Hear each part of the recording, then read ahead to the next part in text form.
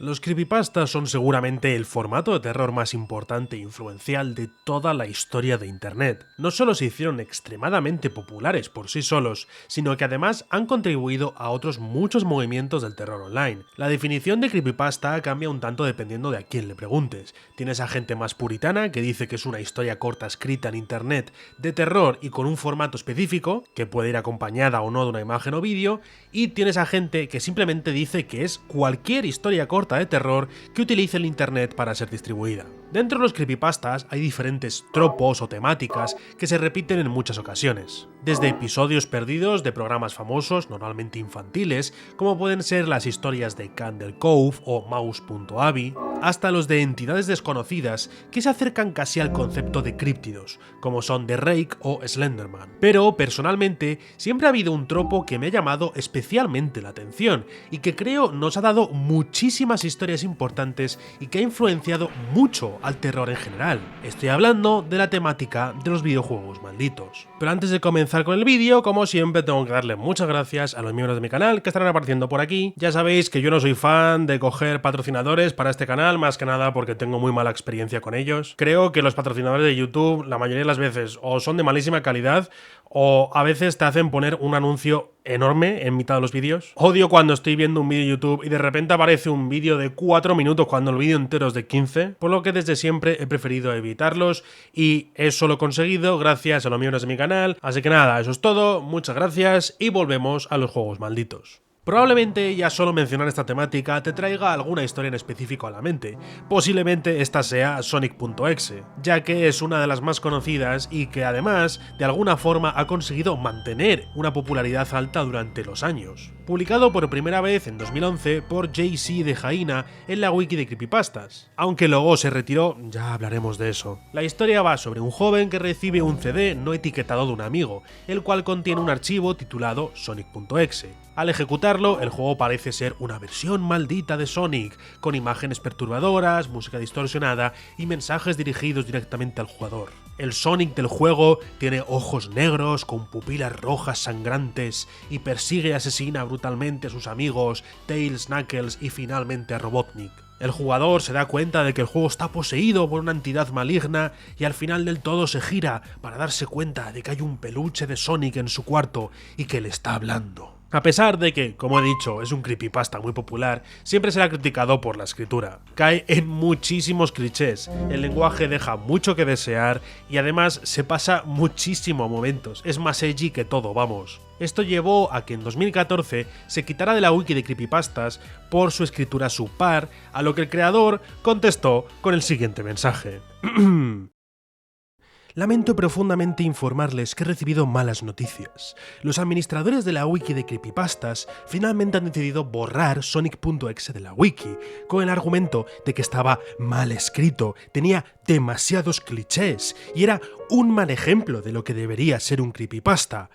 ¡Putas tonterías! Como podéis ver, estoy furioso con el hecho de que mi obra maestra, la cual ha conquistado los corazones de millones y ha tenido un impacto masivo en internet, esté siendo derribada por un grupo de arrogantes, envidiosos y antifurries sin criterio. Pero eso no significa que me voy a quedar de brazos cruzados aceptándolo. No. Han abierto la caja de Pandora. Escuchadme, necesito vuestra ayuda con esto. Estamos en guerra. Quiero que cada fan de Sonic.exe que lea esto difunda el mensaje. Quiero que se lo digáis a cada uno de los fans de Sonic.exe ahí fuera. A cada fanático, cada artista, cada seguidor de mi creación. Decidles a vuestros amigos que también sean fans de Sonic.exe si hace falta. Decidles que debemos mantener vivo el espíritu de Sonic.exe. Cread más fanarts, cread más vídeos, bloquead a los haters, alabad a Sonic.exe como nunca antes, cread webs dedicadas a su grandeza. La eliminación de Sonic.exe de la wiki no es más que un pequeño corte en nuestra flor de grandeza, amigos míos. Y ese corte... me cago en mi puta madre.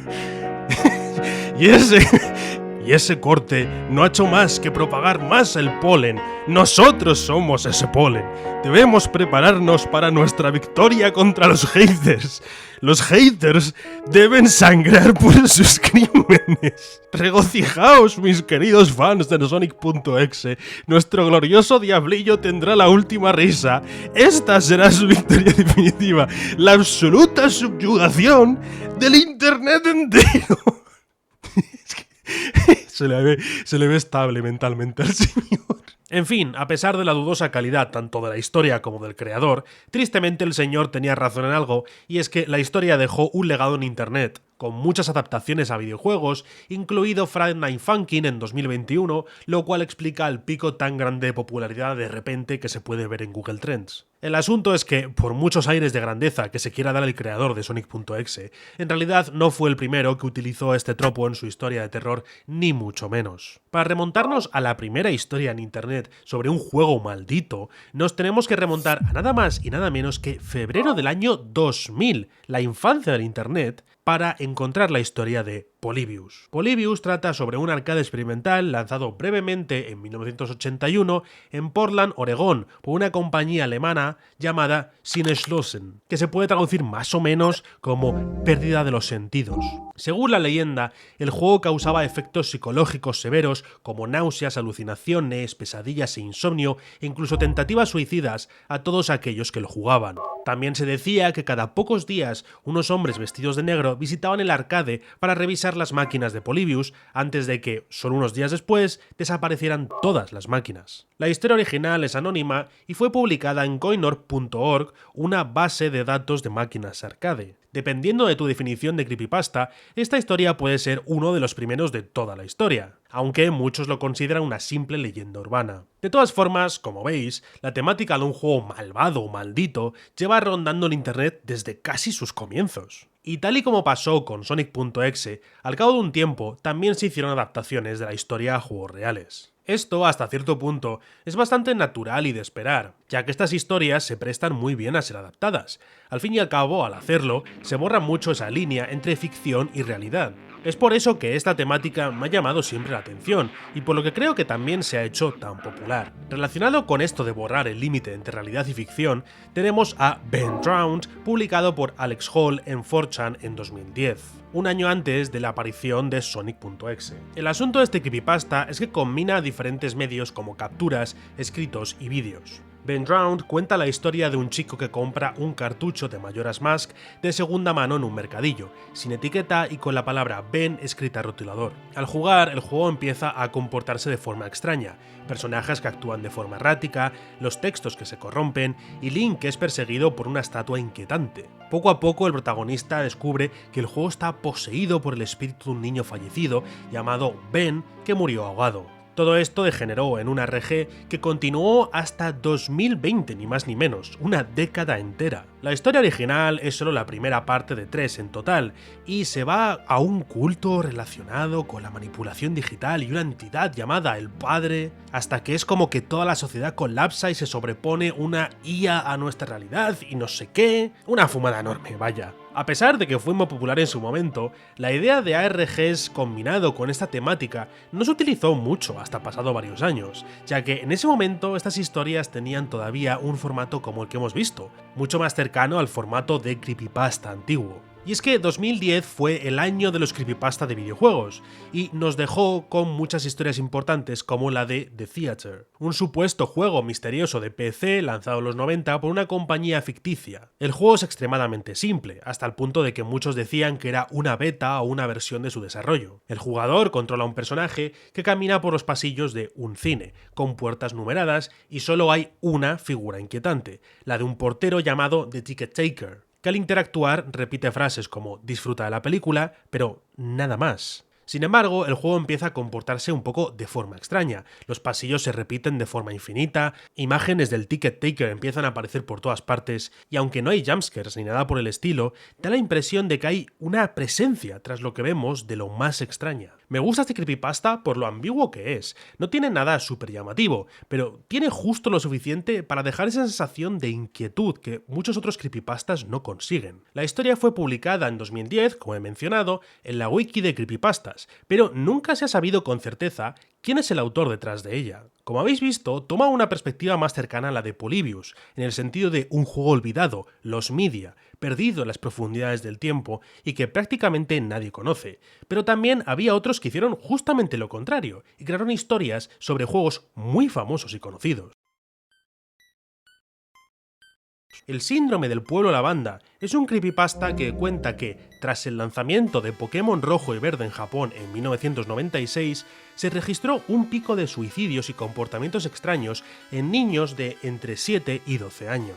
Según la historia, la causa era la música del pueblo lavanda, cuya versión original tenía frecuencias agudas y disonantes que afectaban al cerebro infantil, provocando así náuseas, pesadillas, insomnio, paranoia y en algunos casos el suicidio. Algunos relatos más elaborados incluyen menciones a investigadores japoneses que ocultaron el escándalo, ROMs modificadas con mensajes subliminales, incluso espectrogramas de la música que muestran imágenes perturbadoras. Con el tiempo, la leyenda se expandió con audios falsos, vídeos editados y fanfics que reforzaban el mito, aunque nunca hubo un caso real que lo respaldara. Aunque hay personas que dicen que los rumores sobre la música del pueblo lavanda creando jaquecas o mareos se remonta hasta 2007 o incluso más atrás, el relato que lanzó a la fama todo esto, y sin duda el más conocido, fue publicado por un tal Dan W en Pastebin en febrero de 2010. Otro ejemplo de creepypastas escritos sobre videojuegos extremadamente populares es Herobrine, también del 2010. Quizás no se le pueda considerar tanto un juego maldito como tal, sino una entidad dentro de él.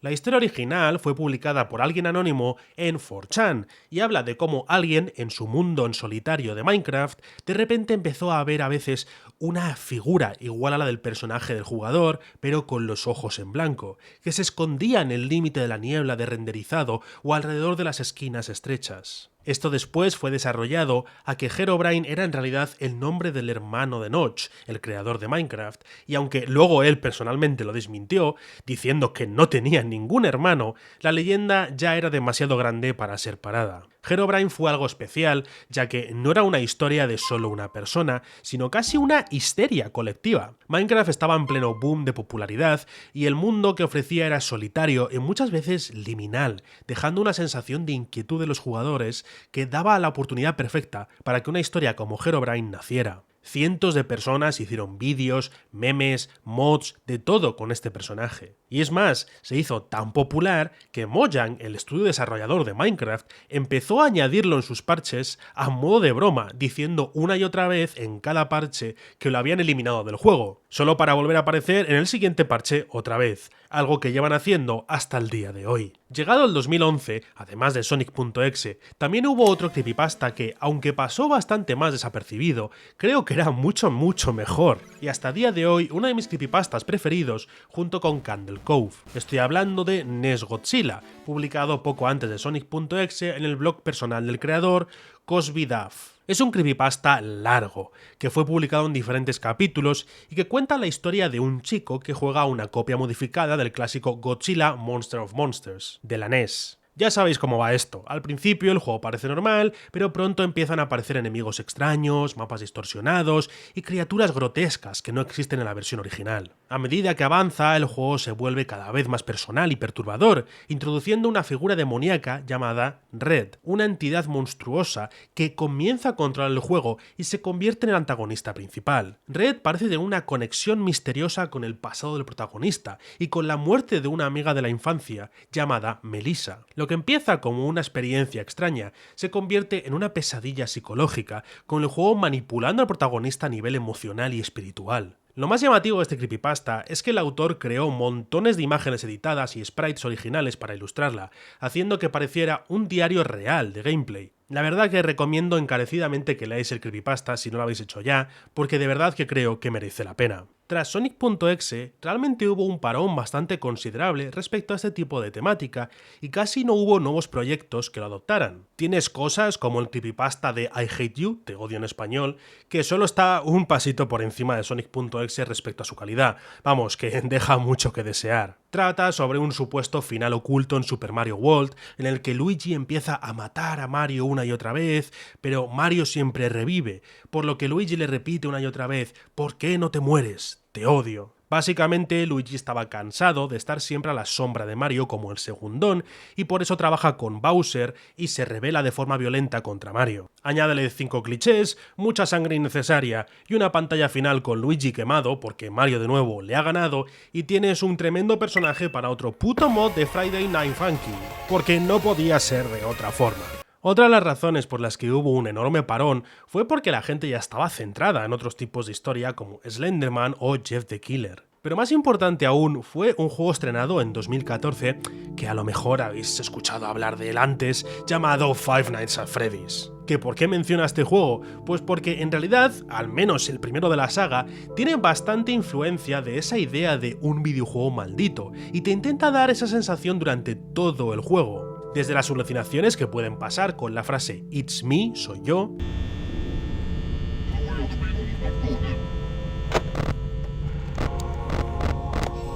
pasando por los movimientos tan extraños que tienen los animatrónicos en las cámaras cuando llegas a las noches más avanzadas, hasta todo el concepto de Golden Freddy, un animatrónico que nunca se menciona y que actúa de forma totalmente distinta al resto y que si te da un susto directamente te crasea el juego. Incluso tiene un secreto que pocos conocen, en el que al volver al menú principal hay una muy baja probabilidad de ver esto. Todo indica que hay algo más detrás de todo esto, que hay algo sobrenatural en lo que vemos y lo que estamos jugando. Este aspecto es, diría yo, justamente uno de los que hizo al juego original tan inquietante y por lo tanto tan popular, ya que también daba mucho juego a intentar investigar qué estaba pasando, qué nos intentaba enseñar realmente, lo que llevó a un lore en el que necesitas un doctorado para poder entenderlo, y con el tiempo ha llevado a un imperio mediático que haría envidiar a Roma. Qué interesante, ¿no? Un tropo divertido y poco conocido que se utilizaba en creepypastas, de repente era una parte importante de una de las franquicias de terror más grandes de nuestros tiempos. Por eso digo que la gente estaba distraída con otras cosas,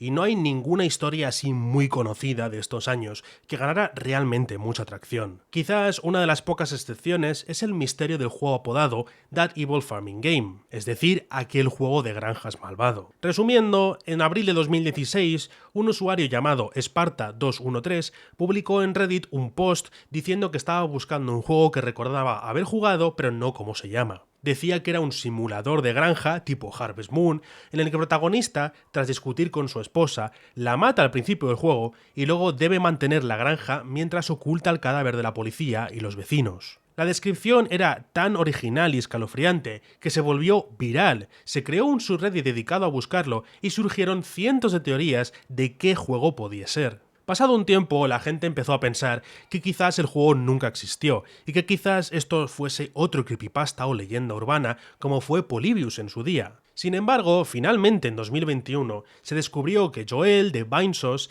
hizo una broma en 2015 sobre un juego ficticio que se inventó casi igual a That Evil Farming Game, y parece ser que Sparta213 juntó esa broma con recuerdos propios en su cabeza y de alguna forma acabó formando la idea de que lo había jugado en el pasado. Lo más extraño de todo esto es que hubo como un efecto Mandela enorme, con muchas personas afirmando haber jugado algo similar a pesar de no haber existido nunca. Y se creó como un recuerdo en la memoria colectiva que realmente no existió en ningún momento. A pesar de que es una historia muy interesante, en realidad no es igual al resto, ya que no fue intencionada. Sparta213 no se inventó la idea de That Evil Farming Game para entretener o asustar a la gente, sino porque, como muchos otros, estaba confundido con un recuerdo que no era real. Llegado a 2017, nos encontramos con seguramente el paso más grande para esta temática desde Sonic.exe, y este paso vino en la forma de Petscop. Alright, so, this is just to, prove to you that I'm not lying about this game that I found. Una serie creada por Tony Domenico que empezó a publicarse en YouTube el 12 de marzo de 2017. En un principio nadie sabía quién estaba detrás del proyecto hasta que Tony reveló su autoría en noviembre de 2019, compartiendo imágenes y detalles que confirmaban su rol como creador. La historia se centra en un tal Paul, un usuario desconocido que sube vídeos a YouTube jugando a un supuesto videojuego inédito de PlayStation de 1997 llamado Petscop, desarrollado por la ficticia compañía Garalina. Al principio parece un puzzle simple de capturar criaturas, pero tras introducir un código secreto se accede a la inquietante New Maker Plane, un entorno oscuro plagado de pistas sobre traumas familiares, secuestros infantiles y el proceso de rebirthing, es decir, volver a nacer. Hay muchísimas teorías de la historia tras los vídeos, tantas que creo que es mejor que no mencione ninguna, porque sí o sí voy a tener a gente en los comentarios quejándose de que estoy mencionando la incorrecta, y tampoco puedo explicar todas, la verdad. En fin, Petscop retomó esa idea de ARG sobre un videojuego maldito que Ben Drowned fundó, combinando realidad y ficción en una misma historia a través de un gran misterio, aunque no se le puede considerar un ARG clásico porque no permite interacción externa. Por eso muchos le llaman todavía un creepypasta y otros tantos le ponen un nuevo término que está ganando mucho peso últimamente, llamado unfiction, que se traduciría como inficción más o menos, y se refiere a todas esas narrativas ficticias que se presentan a sí mismas como si fueran reales. Petscop se hizo extremadamente popular, con cada uno de sus vídeos recibiendo millones de visitas, por lo que inspiró a otros creadores a hacer proyectos similares. Por ejemplo, en octubre de 2020, Adam Butcher publicó el primer vídeo sobre Catastrophic Crow, que de nuevo seguía la idea de un videojuego para una consola de los 90 que nunca se llegó a publicar, tal y como Petscop. Catastrophic Crow utiliza un formato más cercano al ARG tradicional, además de una historia más clara, ya que todo señala a que uno de los desarrolladores del juego perdió a un hijo de forma traumática y que este empezó a intentar utilizar el juego que estaba desarrollando para comunicarse con él. Con el tiempo es como que la consciencia del hijo se estaba formando dentro del juego, pero eso solo le llevó a una depresión más profunda al padre, por lo que antes de que se pudiera publicar el juego, este desarrollador se metió en un barco con todas las copias conocidas de Catastrophic Crow y navegó al mar para luego tirarse al agua y morir. Años después, Adam Butcher descubre un tráiler del juego y, de alguna forma, consigue una copia inédita de Catastrophic Crow. Al parecer, el desarrollador no destruyó todas las copias. También con inspiración muy clara de Petscop está Valle Verde, creada por Alluvium en 2021, un creador argentino, por cierto. Esta serie abandona el concepto de juego encontrado y lo hace más como un metraje encontrado de un juego, por lo que la mayoría lo llaman un terror analógico. Se presenta como material recuperado de una investigación sobre un supuesto videojuego cancelado para la PlayStation 1, ambientado en un apacible pueblo rural donde el jugador debía cuidar una granja y socializar con los vecinos, muy parecido al Animal Crossing, vaya. Pero poco a poco empezamos a ver elementos inquietantes, con escenas corruptas, NPCs que parecen tener consciencias de personas reales detrás y símbolos religiosos extraños. La historia sugiere que Valle Verde era un proyecto financiado por una institución científica y religiosa que pretendía usar el juego como una herramienta experimental, y que algo salió terriblemente mal. Bueno, al menos esa es la idea que he podido sacar más o menos, porque la realidad es que es muy críptico como Petscop fue en su época. Valle Verde seguramente tenga una de las calidades técnicas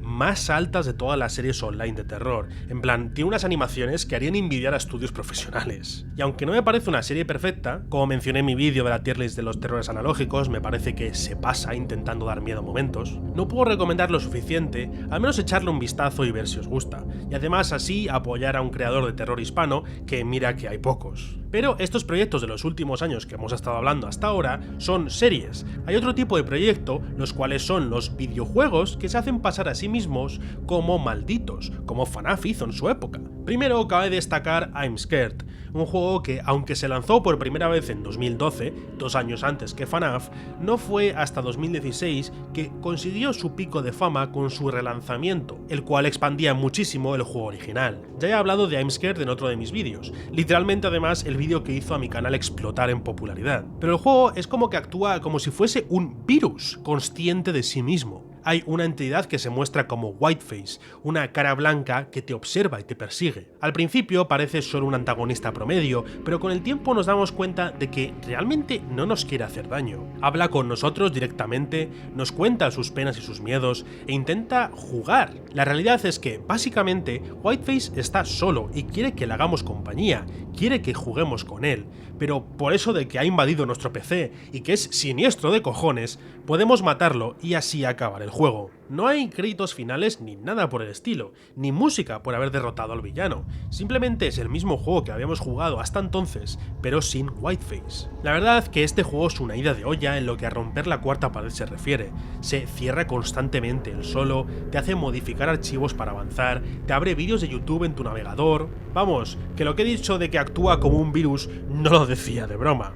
Con elementos similares seguramente podemos meter a No Players Online, un pequeño juego desarrollado por Adam Pipe y Victor Kraus y lanzado en 2019. Es un FPS del estilo de Doom o Quake con estética analógica a más no poder y que parece en un primer momento un juego multijugador, pero no encuentra ningún jugador online. De repente las cosas cambian cuando algo o alguien se conecta, y es entonces que una entidad fantasmagórica empieza a perseguirnos. Después entra como el desarrollador que te pregunta cómo has conseguido siquiera acceso al juego. Nos cuenta que lleva 11 años trabajando en este proyecto con el objetivo final de mantener la consciencia de su esposa fallecida viva dentro del juego. Tampoco tiene mucho más, la verdad. Si modificas algún archivo que otro, puedes conseguir más información, pero tampoco tiene demasiada profundidad, aunque creo que era merecedor de mención. Por último, tengo que hablar seguramente del único juego que de verdad es maligno, y ese es Sad Satan. La historia de Sad Satan es muy interesante, la verdad.